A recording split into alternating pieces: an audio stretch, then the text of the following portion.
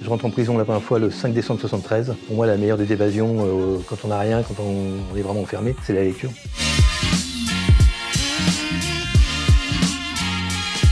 Bonjour, c'est Fabrice Rose. Je viens vous parler de mon bouquin sur En vrai. Alors Fabrice Rose, longtemps hors la loi, et puis découverte de la littérature, de l'écriture en milieu carcéral, qui m'a fait tomber les murs et qui m'a permis de me sentir libre, même enfermé dans 9 mètres carrés. Entre les cavales, entre être repris, des quartiers d'isolement. Un jour j'ai décidé d'écrire. En fait c'est parti très mi-tard où j'avais quelques bouquins et des pages arrachées. Et en lisant Pylone de Faulkner, il manquait une trentaine de pages, donc je me suis attaqué à ça en essayant d'écrire les pages absentes. Et j'ai trouvé le plaisir d'écrire. J'ai continué à lire énormément, j'ai lu énormément pendant près de 25 ans, parce qu'au total j'ai été incarcéré pendant 25 ans, plusieurs périodes. Et puis voilà, je me suis mis à écrire. Donc parcours scolaire chaotique. Ensuite, dans les années 70, passionné par la photo, j'ai voulu être apprenti photographe. J'ai passé mon CAP au bout de 2 ans, sauf que ce que je faisais, ma vision de la photographie ne plaisait pas aux examinateurs, donc j'ai claqué la porte et j'ai arrêté la photo. Ensuite, j'ai eu un grave accident de moto où j'ai failli mourir. Quand je suis sorti du coma et qu'on m'a expliqué que j'avais failli mourir, j'avais 18-19 ans, j'ai eu envie de vivre à fond, en me disant que la vie pouvait s'arrêter du jour au lendemain. Et dans la petite équipe de motards où j'étais, il y avait deux mecs qui braquaient les banques.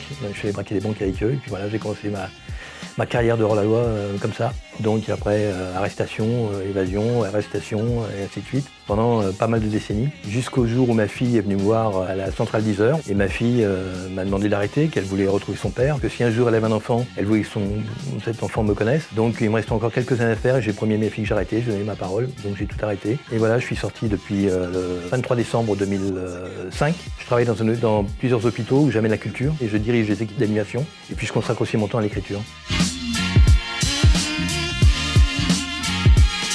Ça consiste déjà à respecter la vie des autres, ne pas partir sur un braquage en disant qu'on peut tout se permettre. J'ai appris ça avec des gens d'une génération précédente à la mienne, rien ne vaut une goutte de sang. Donc on braquait, on préparait bien les affaires et on était considérés par les services de police à l'époque comme des beaux mecs parce qu'il n'y avait pas de violence. Ça a été aussi un enseignement de mon père qui était pilote de chasse dans la Royal Air Force. C'est le premier qui est venu me voir en prison quand j'étais arrêté la première fois, j'avais 19 ans, et qui m'a dit « Je ne sais pas ce que tu feras de ta vie, mais je te demande 2 choses. Ne jamais faire couler du sang. Pour de l'argent, tu ne serais plus mon fils. Et la parole vaut l'homme. C'est-à-dire que personne ne te demande de donner ta parole. Si tu la donnes, tu la respectes. » Et ça a été 2 enseignements qui m'ont jamais quitté, quoi.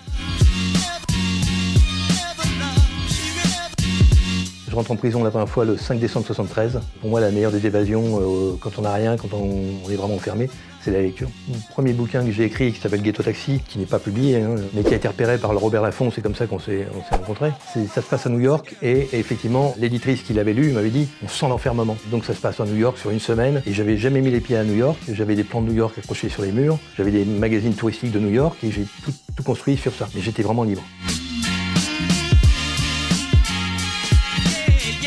Je me suis souvent interrogé sur la mort d'un enfant, parce que j'ai vu en prison des mecs qui avaient tué des mômes, et je me suis souvent interrogé sur la vengeance. Je pense qu'il n'y a rien de pire que de prendre la vie d'un enfant. Et quand c'est nôtre, comment on réagit? Est-ce que le fait de se venger permet de continuer à vivre, assouvit un instinct animal? Est-ce que le fait de se venger est stérile? En fait, j'ai pas de réponse, mais le bouquin est construit sur cette vengeance. On s'en prend à mon enfant, comment je réagis, qu'est-ce que je fais? Donc c'est un peu le thème du bouquin.